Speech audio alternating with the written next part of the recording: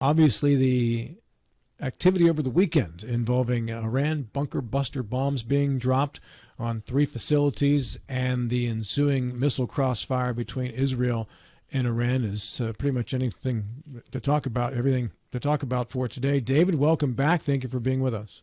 Hey, good to be here. Good to be here. You did this last week. I'll ask you to do it one more time, and that's to explain your experience in studying Iran. Yeah, my focus education was international affairs and diplomacy at Kennesaw State University.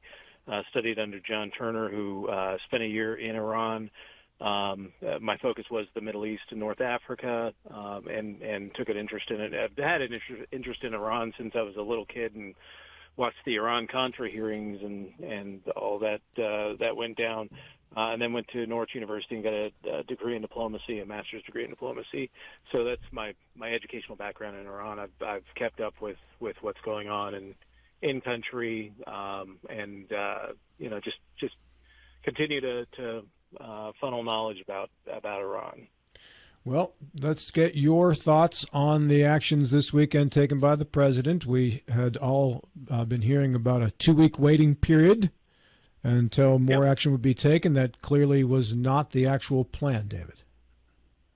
No, and I think this is kind of a consequence of the whole Taco Trump thing, in that when the 2-week thing was announced, he started getting pressure from his neoconservative flank about helping out Israel, and people were kind of snickering about the whole Taco Trump thing, and I think that's part of what drove this earlier than expected. I do think that there was a good amount of subterfuge in saying we're going to wait 2 weeks and then going ahead and doing an operation, just to keep the Iranians guessing. I know that we did some sub activity in the Arctic to keep the Russians, occupied while we were doing stuff. So it was a well thought out mission. The problem is to me it was an illegal mission in that violates the War Powers Act. Iran has not attacked the United States. We've come into this conflict at the behest of the Israeli government to use weapons that the Israelis do not possess. And now we are in a situation where the United States is now a less safe country than it was 48 hours ago. And we can say, well, the Iranians were 2 weeks from having a nuclear missile. They've been 2 weeks from having a nuclear missile or a nuclear weapon for 40 years. We've been hearing this for 40 years. So this is the longest 2 weeks we've ever had. Could the Iranians eventually they could probably make a dirty weapon with what they've, the uranium that they have already enriched. It's to about 60% enrichment. They need to get to, over 80% to really get nuclear grade weaponry. I fail to see the exigency of this action. Why we had to go on Saturday to take out the Iranians. I question the legitimacy of bombing a nuclear facility in the middle of a city of 2.2 million. And I'm also questioning the efficacy of the bombing run itself. That Iranians and we're not hearing that there's been a material breach of reactors that is releasing radiation into these cities, which is a good thing. I'm glad to hear that, because it would be a humanitarian disaster that has never been seen. David, I'll cut you off there. I know John Gilstrap Sure. and then John Doyle have some questions for you too. Sure. Go ahead, John Gilstrap. Yeah, I think the phrase existential threat gets thrown around a lot, and from my view of this thing, we've been at war. Iran has been at war with us certainly since 1979, when they held hostages for 444 days. They've killed thousands of Americans through their proxies or themselves. And the AUMF, the authorization of use of military force, is still in effect. So the legality issue, I don't see a problem with, and the urgency is under the circumstances to give Iran the opportunity to get rid of or to distribute their nuclear materials, which apparently is something that they were doing. Something like 16 truckloads of radioactive material was seen going elsewhere. To destroy a surgical strike, to destroy the existential threat, seems to me the equivalent of invading Pakistani airspace to take out Osama bin Laden. It's kind of, it's there, and whether it's Saturday or Sunday or a week from Sunday or 30 days ago, the timing is what it was. I guess that's not a question. That's more of a statement and an invitation to say I'm wrong. John Doyle. Actually, I think this strike was less about the bomb and more about regime change. I agree with David Valente that we've been hearing from Bibi Netanyahu for years and years and years that Iran is weeks away from being able to bomb us. I think the reason the timing is now is that Iran is weaker now than it has been in a long, long time. And that if we were going to affect regime change, now was the time to do it. I don't know whether this was good policy or not.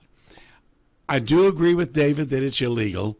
And in particular, I think for a different reason, I think because we don't have specific authority with Iran, he needed to come to Congress and get the authority. You cannot talk to Congress it leaks like a sieve. I mean, there's no way. No, I disagree. There's no way to have this size operation and have 435 people know about it. No, but first of all, you talk to the intelligence and military committees in both houses, and they are sworn to secrecy. You do it in these skiffs, and I think he could have gotten enough votes, even in the Senate, with somebody like Rand Paul saying, I'm going to filibuster. I still think he could have gotten 60 votes in the Senate if he'd have come several weeks ago and not say specifically what he's going to do, give a general range of possibilities, one of which is this, and just get them to okay it. George H.W. Bush did this when we went into Kuwait. George W. Bush did this when we went into Afghanistan and then Iraq. And people can argue all they want about whether those were good policy. But those were boots-on-the-ground operations, John. This is allegedly not one of those operations. This was airstrikes to take out a specific facility and not to invade a country. Airstrikes through clean airspace. But through the enemy's airspace, too. I mean, to me, war on the ground and war in the air are still war. I do think that he needed to come to Congress. He should have, and he would have gotten the authority if he had. David Valente. One of the things that we're hearing a lot from the administration that this was not an act of war, and I say put the shoe on the other foot and say, if Iran. Let's not even say that Iran came to the United States and bombed. Let's say Iran flies planes over Israel and bombs 3 nuclear facilities. Do we consider that an act of war? If they did it to the United States, will we consider that an act of war? I would. You probably wouldn't find 3 people to say, no, that's not really a war. That's not an act of war. Those are acts of war. But David, we've had those acts of war. Kobar Towers, the Marine barracks. How far back do you want to go? I mean, the acts of war against the United States by Iran and its proxies, we've got a long, multi-decade history of that. And the president went to Congress in every one of those cases and got the authority. Yeah, and the problem is you talk about the AUMF that was passed in 2003. First off, that should be retired by now. Those generally to go after non-state actors. We've technically been in a period of war since August 2nd of 1990. Why don't we just, we're always at war. That should be the if you want to go that route, let's go to Congress and say, we're just perpetually in a state of war, and go that route. But we got this weird AUMF, which is not even a declaration of war. It's just we can go bomb whatever we want to bomb. Well, David, let me ask you this question now. What's Iran's next move? How do you sum that up? So there are actually lots of things that can come through. We can talk about the Straits of Hormuz, closing that off, whether that's through attacking shipping that's going through, or scuttling ships into a rather shallow straits that would effectively choke off about 20% of the world's oil supplies. The Iranian foreign minister right now is meeting with his Russian counterpart. Russia has talked about perhaps giving nuclear arms to Iran, which at that point we've got an even bigger problem. We've got military bases all up and down the other coast of the Persian Gulf, from people in Saudi and Kuwait and Qatar and Bahrain and the UAE. I think Oman's really the only country that we don't have any presence in. So there's lots of danger for American servicemen, Americans working abroad, Americans going to their 4th of July celebrations. There's lots of danger that's going out now. And then when we talk about 20% of the world's oil supply possibly being disrupted, we're seeing the oil markets go crazy right now. And, just in time for the 4th of July holiday, we'll see gas prices rolling into that $4 or $5 range, because we're in kind of a limbo war with the Iranians. Go ahead, John Doyle. Yeah, David, if I could change gears here a little bit, I'd like you to talk a little bit about how you see the political situation in Iran from this point forward. Well, I mean, go ahead. You talked about regime change, and when has regime change worked in the Middle East? Anywhere in the Middle East? Whether Egypt was more of an organic movement, but Syria now is run by a former Al Qaeda operative. We've got Iraq doing whatever Iraq's doing. We've got the Taliban back in control of Afghanistan. We've got the Houthis in control of Yemen. We've got just every place that we've tried to effect regime change and make that change, it has failed spectacularly. But there's a difference in this case. I don't think in fact, I think the president has said who takes over. Well, that's always a roll of the dice. But we're not talking regime change in this is hopefully right. With the mullahs are so weakened at this point that the population, a revolution within Iran. I think that's what people are hoping for. But I want to go to the other thing. If they block the Straits of Hormuz, they tried that a few years ago. The Iranian Navy is really not up to speed with modern warfare, right? So those efforts didn't work because we sank their boats. Any effort I think the president has made it clear that he doesn't make threats, he makes promises. You got 60 days, and on the 61st day, you get bombed. He has said that any effort to retaliate will be met with overwhelming force. And maybe it'll take one time to test his resolve. But for the first time, what I see is the United States acting like a superpower. And we've been operating from a position of weakness, and we've been showing our underbelly to these terrorist pipsqueaks. And I'm not talking about the citizens. I'm talking about the ones who are the terrorists and people who are running the terrorist organizations. For me, I think it's about time that the United States start saying there is a huge penalty for hurting Americans, and if you do it, you're going to be crushed. And I think that's what the president is telegraphing. And whether that's, I come from the position that Iran has been at war with us for at least 40 years. We haven't necessarily. Go ahead. The problem with your premise, though, is that by bombing Iran and we're not talking about the American bombs. American bombs are relatively precision guided. I'll grant that. But the Israeli strikes have been attacking. In fact, they hit the heart of Tehran today. You're driving the people really back into the arms of the government because they're angry at the United States and they're angry at the Israelis, and you're fomenting reactionaries within people that really haven't been. They've been politically active, but they've been politically active against the government for the last 20 years. They just don't have the power. Now they are being driven into the arms of the government. And let's say we knock out the Ayatollah. There's thousands of clerics in Iran that will step up and move into place. And what happens if the Russians agree to give the Iranians 3 ICBMs?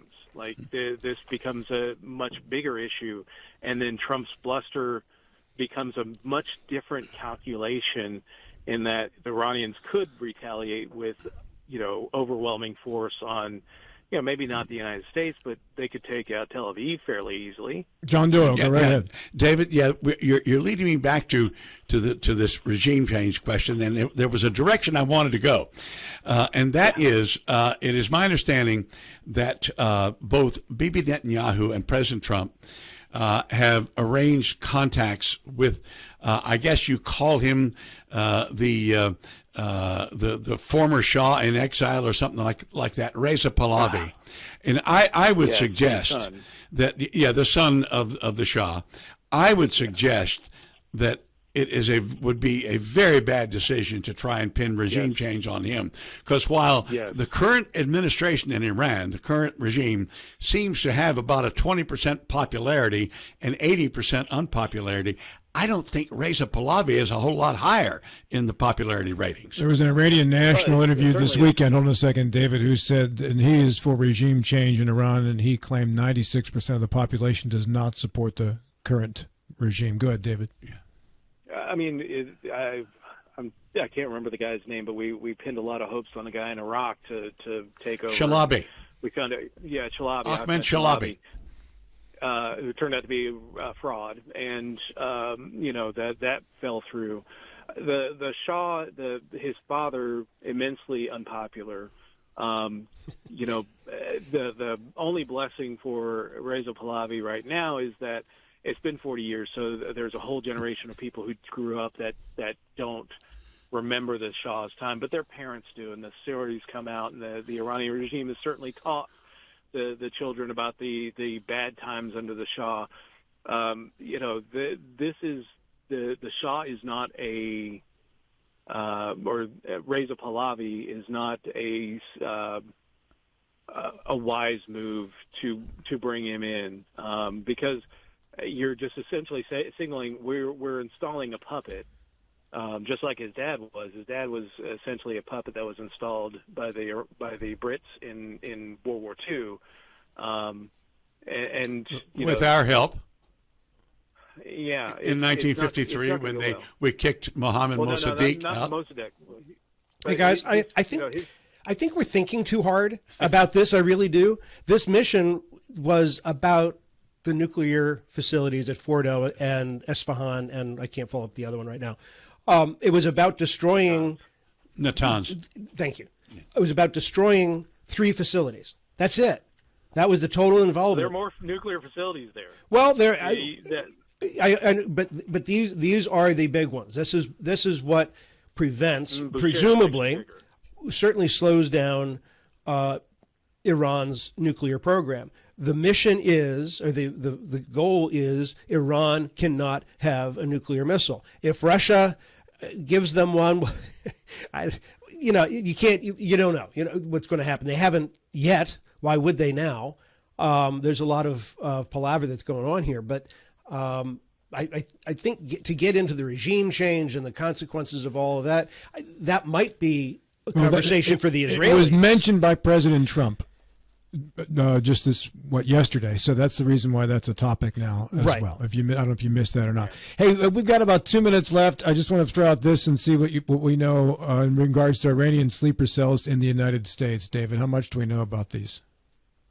I mean, I'm sure that we've got our eyes on a few. I think this is kind of something that we trot out there every time we do some kind of attack, that we got to watch out for sleeper cells, and I would not be surprised if there are a couple that are operating within the United States, but I think more of an intelligence rather than let's foment terrorism. But it could come to that. They could decide at some point that they'd be much more valuable use as a sleeper, as a terrorist organization and fomenting terror in the United States than gathering intelligence. So, it's a concern. John Doyle or John Gilstrap, any knowledge? A friend of mine is an FBI agent, kind of my FBI contact for make sure I get details right. He tells me that we are aware of dozens of these, and we know who they are, and not just Iranians. It's all of the terror groups, but they haven't broken a law yet. So it's like we have intel on where they are. Not all of them. You don't know, right? You don't know what you don't know. Sure. But there are dozens of these sleeper cells, and we're just watching them until they do something. All right, final 10 seconds each to sum this one up for us here. David Valente, is this a long, drawn-out scenario now, or is this, by the end of July, this is something we look back on? I think the Israeli participation will be long drawn out. I don't know how much more the United States will get into it. John Gilstrap. I think it's done by July. Well, the major activities are done by July. That's what Israel said. They went out in 2 weeks. John Doyle. Well, Israel's been in Gaza for a long, long time. I think they'll stay as long as Bibi Netanyahu thinks he needs to stay out of jail. David Valente, appreciate your time this morning. Thank you. All right.